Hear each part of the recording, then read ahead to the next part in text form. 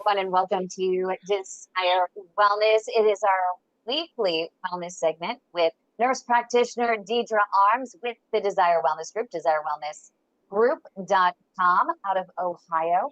This week, we are talking about a leaky gut. This is something that arose because Nurse Practitioner Deidre thinks I have a leaky gut.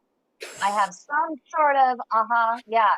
And wait till you find out why I'm procrastinating on the test she wants me to get. She even sent it to my door, and I still have yet to take it, and I continue to procrastinate. Yeah, if that's not a cliffhanger, I don't know what is. Without further ado, I think we bring in Nurse Practitioner Deidre Arms. Thanks for calling me out on that one. You know, So, you know who else can I trust? It's so funny because I talk about, and I'm just going to say it here, with my patients with the Global PAD Association, the number one topic that we talk about is poop. It is literally, there is so much that happens with the gut. And I always have to tell my patients, if you have high cholesterol, it may not be a liver production issue. It might be a cholesterol reabsorption issue, which means that you are not pooping enough. You're not excreting those LDL particles out of your body fast enough, and they're going back in the liver to be distributed throughout the body. So let's talk about poop. exactly. Look, I got my little Bristol stool here. What does poop look like? We talk about that every day, talk about that every patient. Our driver's licenses and our vaccination cards sitting in our wallet. You have a poop determinants card. Yeah. That's awesome. Someone who's committed to their craft. I love it. Okay, so I think we should just dive right in.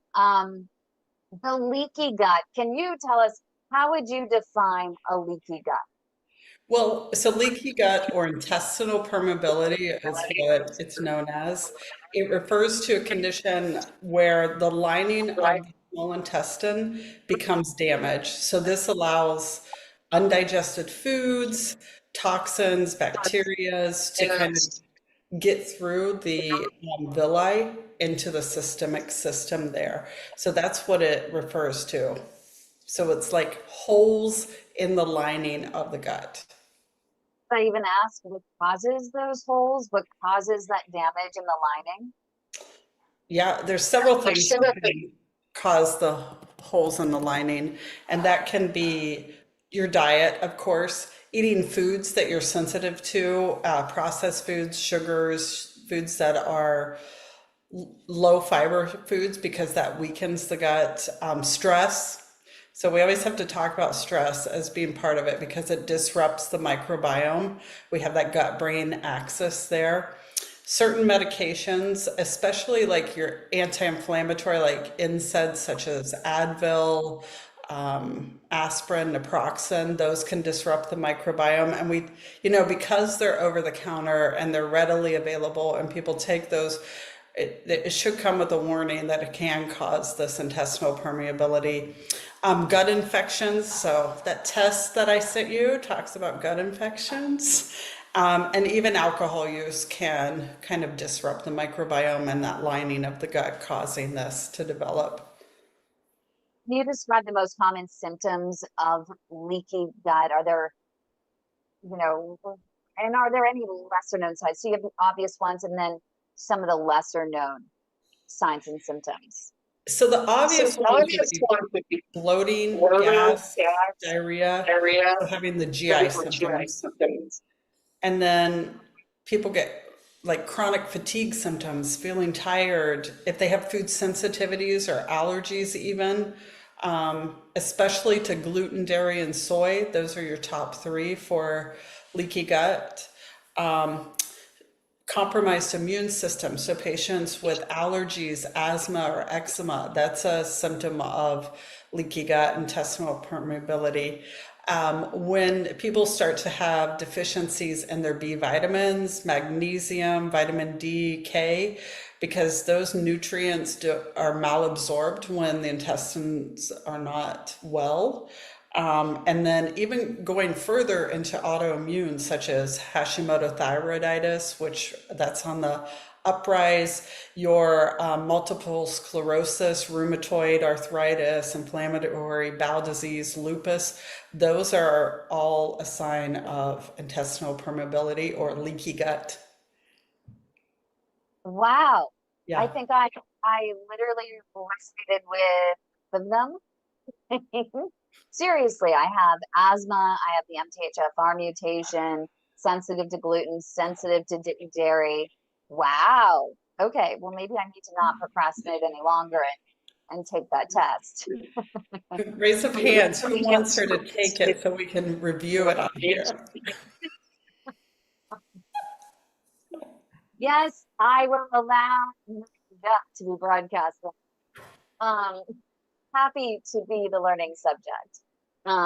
You remember, I don't know if you know who Tim Ferriss is. Tim Ferriss is a famous entrepreneur who wrote a book, like a really thick book, and he experimented. He did every test in the world on himself. And he also talked about leaky gut and poop a lot in this and talked about measuring it and all this stuff. I mean, keeping track of it. So, hey, you know what? One episode, I think I can handle it if he can have a whole book on his. Yeah. Yeah. Yeah. So why is leaky gut so often undiagnosed or misdiagnosed? Well, it shares a lot of symptoms of other things like irritable bowel disease, diarrhea, uh, SIBO is another one, food intolerances, making it hard to diagnose. And also, it's not a traditional medical study diagnosis. Can I ask you, I mean, is it an issue that there's just a lack of awareness in the medical community? I mean, just like peripheral artery disease, it seems like it's the last thing that doctors think of when someone has textbook symptoms of cramps while walking and, cramps in their legs while walking. I do think there's a lack of awareness. Years ago, I hadn't even heard of it, and now I'm starting to hear like my patients are coming in and they want to know, do I have leaky gut? So, So Dr. Google is smarter than yeah. some of the practitioners out there teaching the practitioners a thing or two. Yeah, and not only that, a lot of podcasts in the functional medicine space is really talking about this, the gut microbiome. So our patients are hearing about it more and more.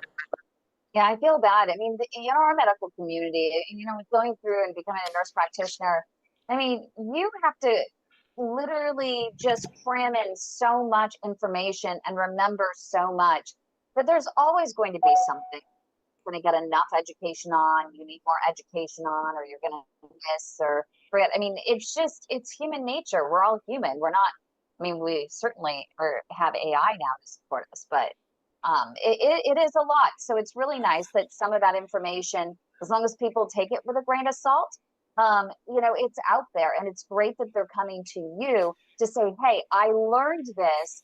I'm coming to talk to you about it because you're my medical practitioner. Let's have a conversation. And so that's really important, to take any information, even information that we're talking about here. Don't act upon it. Go to, yourself without asking your own medical team first. This is information that you're going to use to bring to your medical team to have a more productive and satisfying conversation about your health, right? Exactly. So how does leaky gut lead to systemic inflammation in the body? And we're going to be getting, leading that into, it's a leading question into cardiovascular health. But let's start with the basics. How does leaky gut, at the very basic level, lead to systemic inflammation in the body?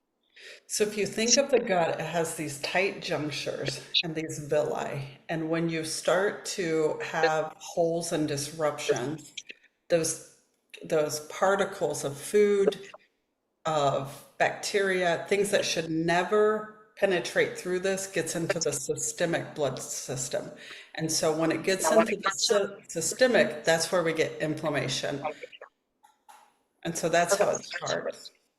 So that leads us into the connection between leaky gut then and cardiovascular health, which, how can gut issues impact our heart and our blood vessels, which is what you're alluding to. Right, because inflammation damages the blood vessel and promotes buildup of plaque. So when we have any sort of systemic inflammation, it's causing issues with our arteries and cardiovascular. Oh, wow. So leaky gut can actually contribute to conditions like peripheral artery disease. Right, because it's a systemic inflammatory process that's happening. So are there any specific inflammatory markers or symptoms related to vascular health that might indicate a leaky gut in particular? There's a couple overlapping, like CRP. Many of you have had a CRP or that interleukin 6, IL-6. Those can indicate inflammation or elevated levels, and that can be high in leaky gut and cardiovascular. So, LPPLA2, that one is for arteries, in particular artery inflammation, right? right. I And guess then that would leaky be gut has kind of a specific on its own.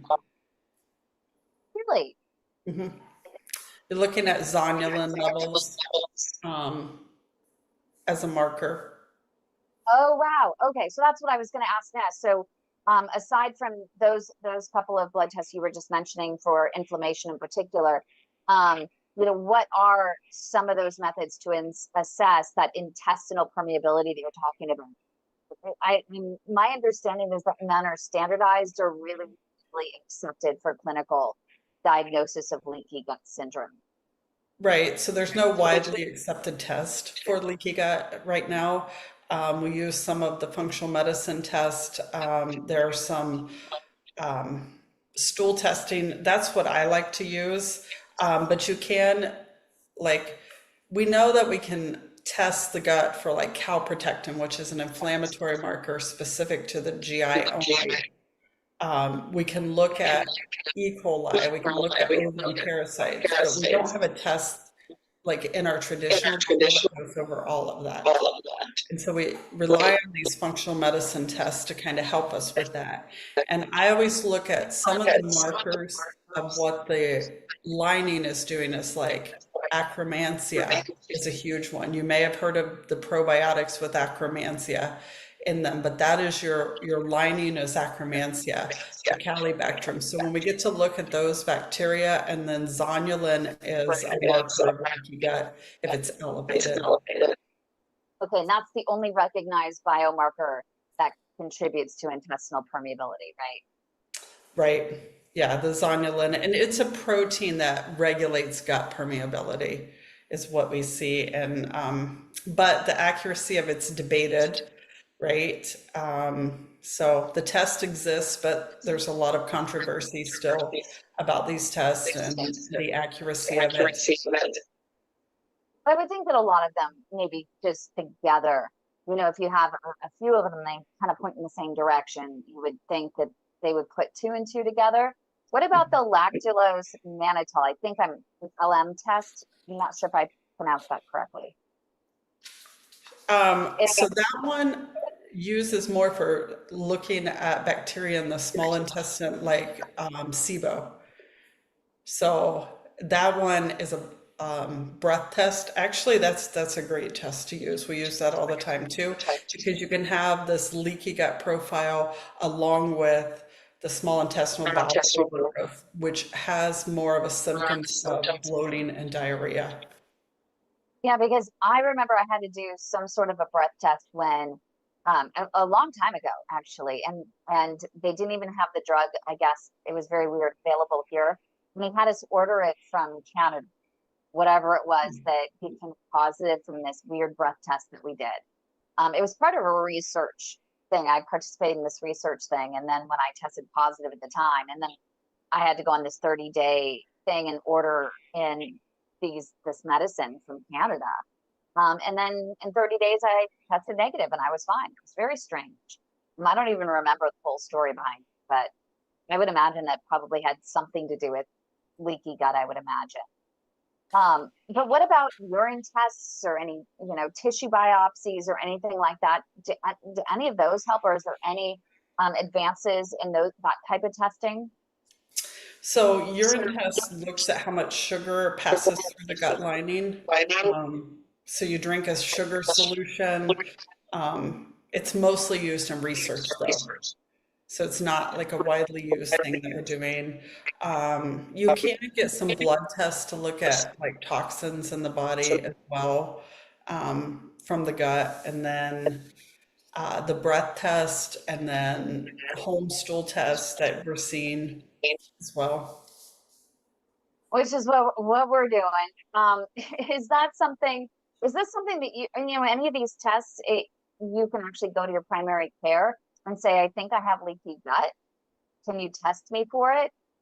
They're not even going to scratch the surface, are they? Unless you actually go to a functional medicine practitioner. Um, Probably not. And you have to think when things start to become like we know the evidence supports something before it hits mainstream medicine can be 35 to 50 years. And so 2012 was when the Gut Microbiome Project started. The NIH funded that. And here we are, so many years later, and you're just starting to hear of more and more providers doing it, but it could take another like 20 years before it becomes something very regular in your routine visit. So you do have to seek out somebody who specializes in the microbiome. And so, I mean, like, you could ask, yeah. I mean, even going to the gastrointestinal doctor, you have to really find someone that actually is advanced, that knows about these different tests and things like that. Because, I couldn't get, and I asked my doctor, my primary care, to refer me to the gastrointestinal. And the gastrointestinal told doctor said, oh no, they can't order me whatever the test is that you got for me. That is the home test. They only had the basic ones that you could get through the hospital, which I thought was just very strange. And they only look at minimal things. They kind of Mhm. look at you have this bell curve, and whoever fits in this area of the bell curve, that is, what they test for. And everyone that falls outside, well, you just fall through the cracks. So, what are the at-home tests that, we can get on our own, or can we get them on our own? Or, is it something we have to go through some sort of practitioner to get, like this one you had to order for me? I always recommend working with a practitioner on gut health and ordering the tests, but some of the most common ones that we hear about are through like Diagnostic Solutions has the GI map, Genova Diagnostics has GI effects, and they even do a TK stool test. Doctor's Data has a stool test. And then another one that I'm familiar with is Vibrant Labs, and they also have the wheat zoomers, which will also look at celiac. Oh, wow. Mhm. That's awesome. I find that so many more people have celiac these days than when I was younger, you never heard about it. And now you hear about it all the time. But once diagnosed with leaky gut, let's move on, to that, because I think everyone's wondering now. Okay, I got it. I think I might have leaky gut. Once diagnosed, what are the most effective treatments for leaky gut? Is there a solution for that? I mean, are there both medical as well as natural approaches to treating it? Right. There's lifestyle modification. Like so we have to remove the triggers. So if we find out the triggers are food, such as gluten, dairy, or soy, we want to remove that while we're healing the gut. It doesn't always mean it's meant for life. So I always like to full disclosure, but it's for a time until we heal. You want to limit your exposure to antibiotics, increase your pre and probiotic foods. We've talked about that a lot. Fermented foods is great to add in too if you tolerate it. You want to avoid the processed foods.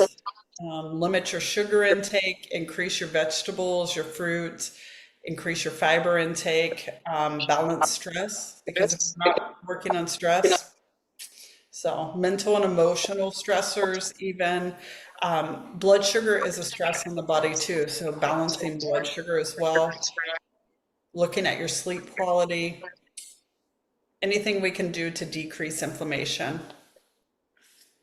So if you're doing all these things, how long does it actually take, or how long does it typically take to heal leaky gut with the proper treatment? Is it something that's reversible?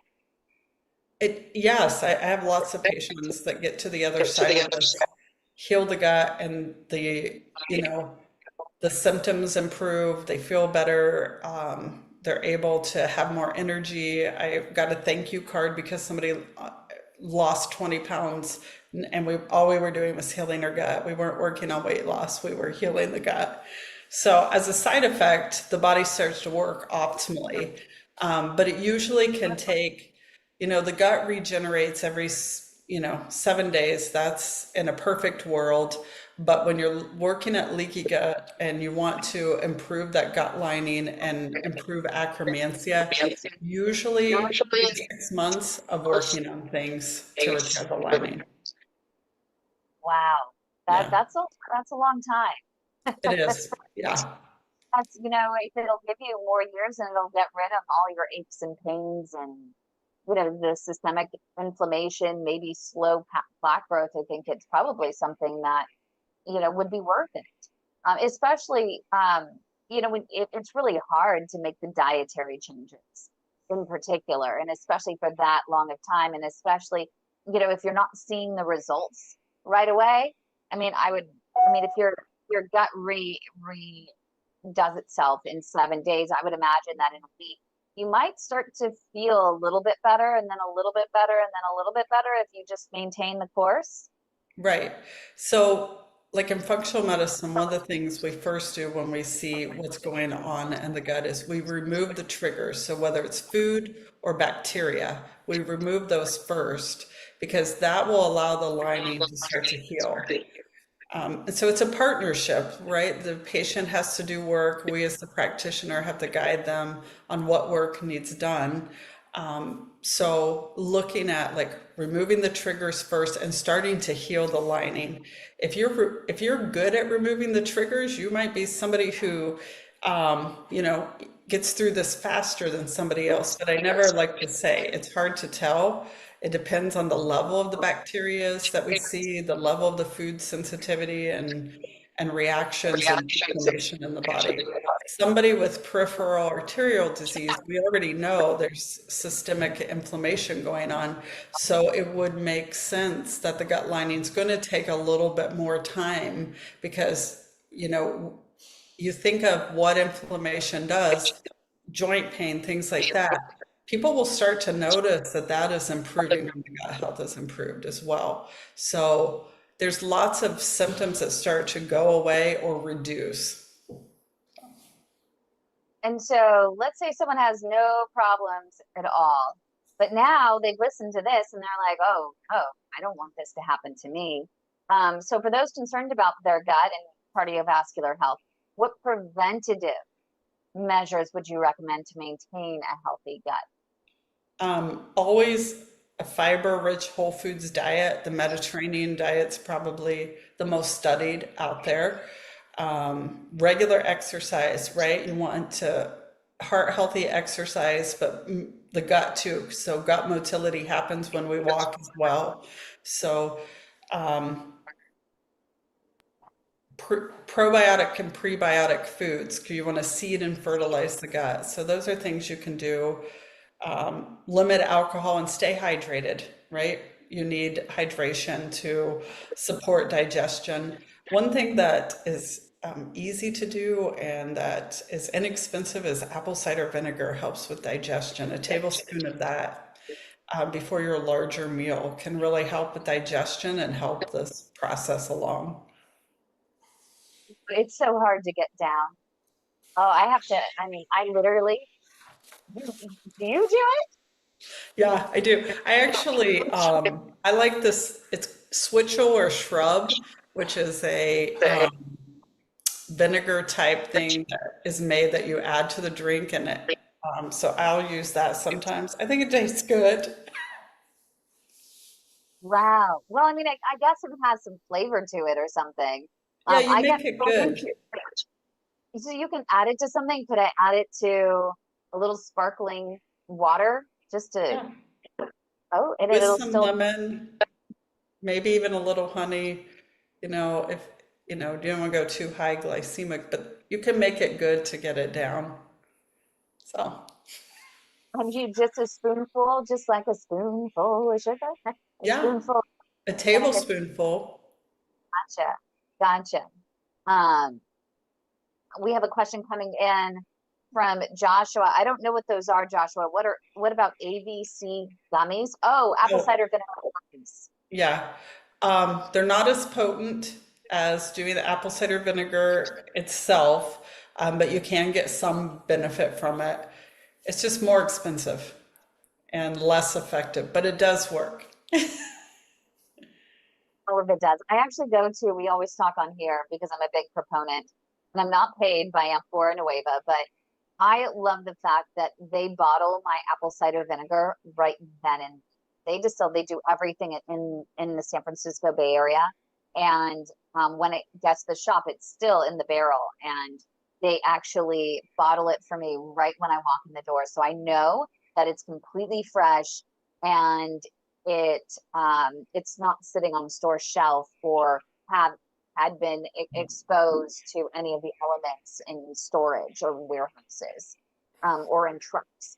So just an option for people. And the bottle, maybe it's a little more expensive, but I think that one in particular is really worthwhile, to make sure that you get a high quality, I would imagine. Yeah.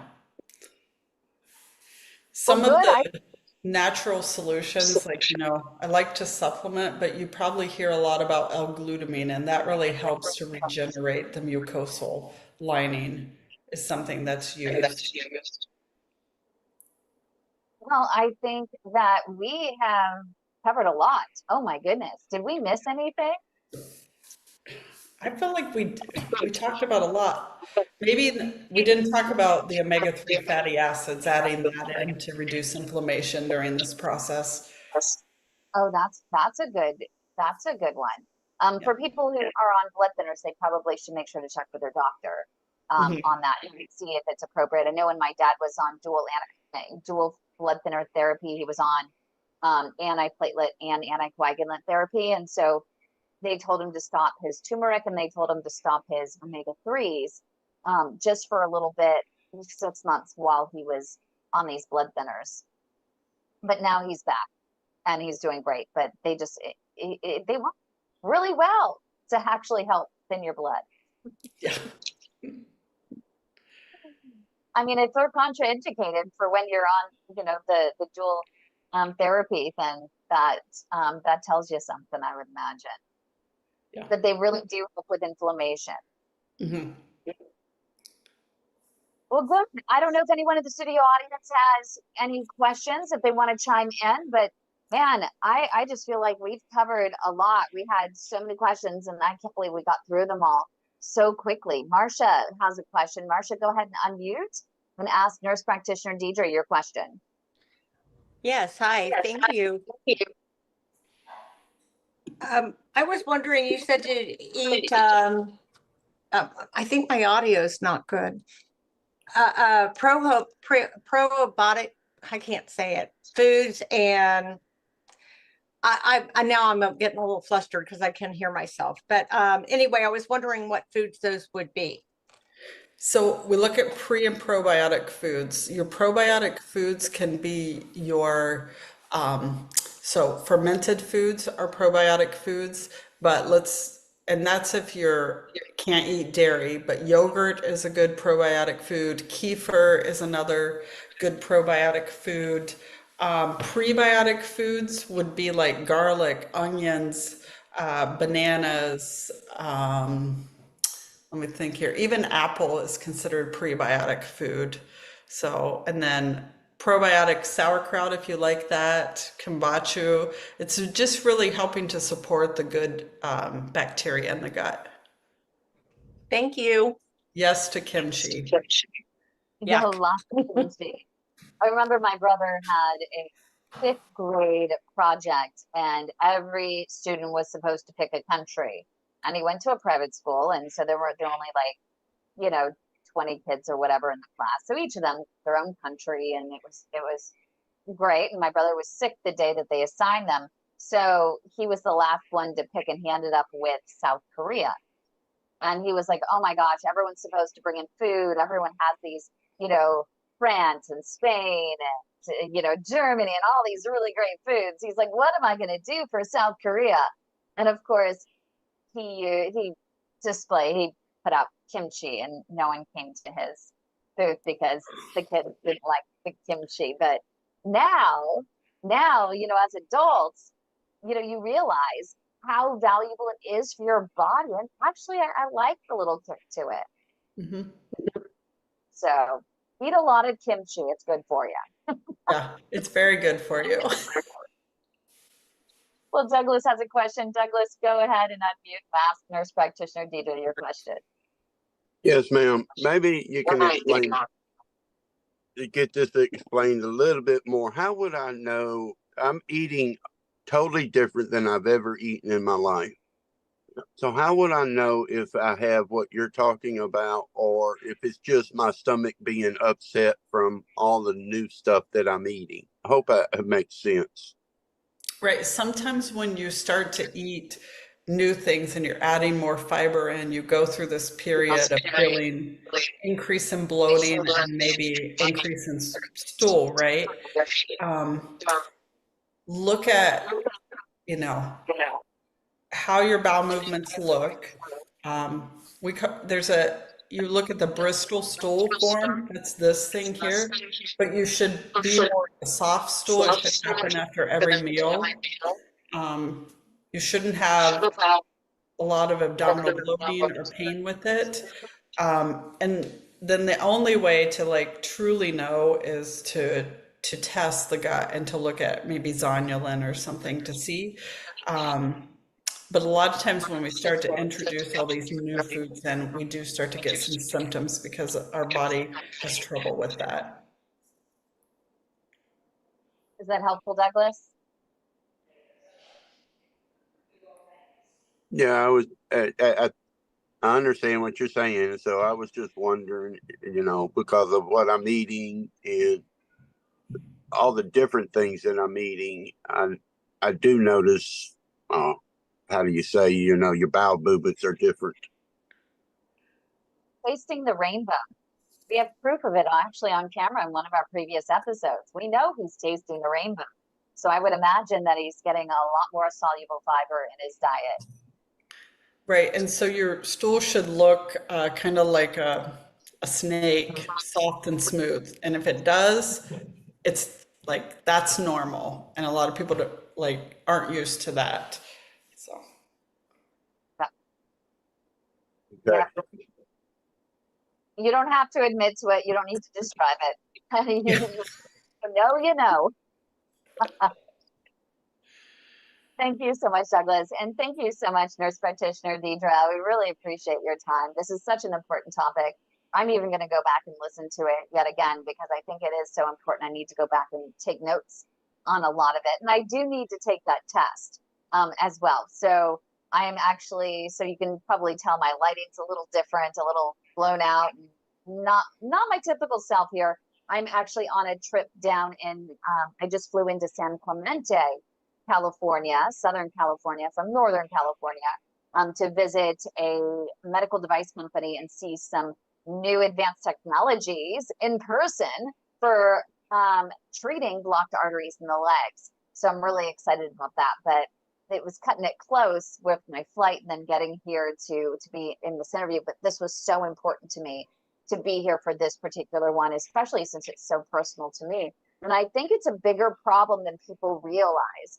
I mean, I went into a cardiologist with a patient, and I had been telling this patient over and over and over again that he needed to eat more soluble fiber. As I'm also a certified health coach. So, I could say to her, hey, you need to eat more soluble fiber, right? You don't have digestive problems. It seems that, so you don't have Crohn's disease, eat more soluble fiber. And so he kept fighting me on it. So I finally said in the doctor's office, hey, can you please explain to this patient the connection between the gut and the arteries? Because he just doesn't seem to want to eat more soluble fiber. And he says, I don't know anything. And I'm thinking, oh my gosh, I had to explain to the cardiologist the difference between a liver production problem and a cholesterol reabsorption problem, and the potential that if you are not having a bowel movement enough, men, what is it, 2 to 3 times a day, and women 1 to 2 times a day, that you might not be excreting those LDL particles fast enough, and they're getting reabsorbed back into your body. And he's like, well, I don't know. I've never read any studies about it, so we'll just leave it at that. Thinking, what a disservice to the patient. I mean, I think it's so important. That's why in our Food for Thought book, which when we do our next iteration, we're going to have you contribute a lot of this content to it. But we do have a section that just literally the title is "Let's Talk About Poop," and we describe. We have a functional medicine practitioner there who actually describes the importance of increasing your soluble fiber to improve your cholesterol levels. So good topic, good topic. I always love my sessions with you. Next week, it's my birthday. I'm actually going to do these on my birthday. 1 year before 50. Do I look like I'm going on 50? I hope not. I'm 49.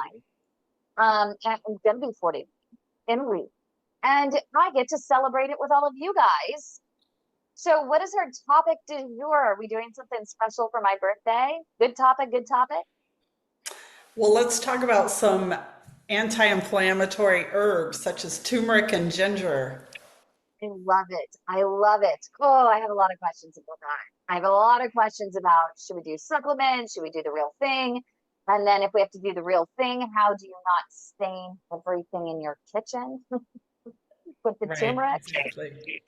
I stained our carpet. We'll have to tell that story next week. But I'm really excited. That's a really great topic. We always get asked about it. So thank you so much, Nurse Practitioner Deidre. We really appreciate you joining us, sharing all of your knowledge. And we will see everybody next week right here on Desire Wellness Practitioner Deidre.